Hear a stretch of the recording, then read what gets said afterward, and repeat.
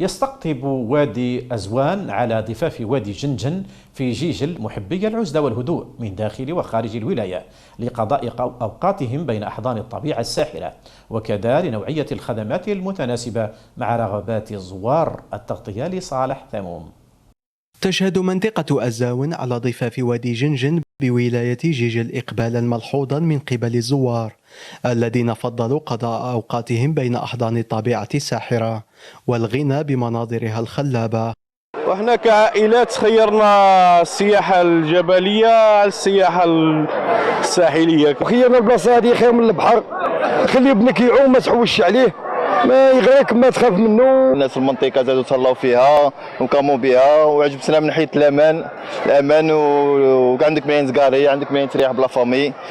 يسعى القائمون على فضاء أزاون إلى تقديم خدمات نوعية تتناسب ومتطلبات الزوار، آملين في توسيع النشاطات التجارية بالوادي. ديت الواد وخدمت لي بانغالو، كان قبل كانت بلاصه شغل ما تزيش الغاشي 58 ولايه كانوا يجيو لهنا هكذا وهكذا، من بصح انا دروك خدمت وصلحت لي وديت لي تساع فيها.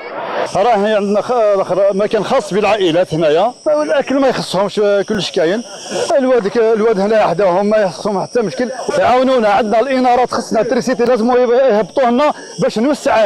انا ممكن نزيد ندير حمانج هنايا.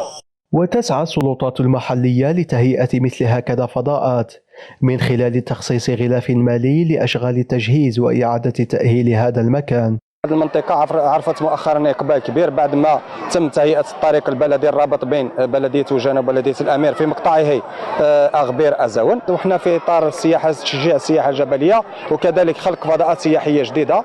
رانا نسعى باش نهيئوا هذه الفضاءات، وقمنا بتخصيص غلاف مالي بسيط على مستوى ميزانية البلدية من أجل تهيئة هذه الفضاءات. وقد أضحى الاهتمام بمثل هكذا أماكن ضرورة حتمية من شأنها الترويج للسياحة الجبلية في ولاية تشغل المساحات الخضراء فيها ما يزيد عن 70%.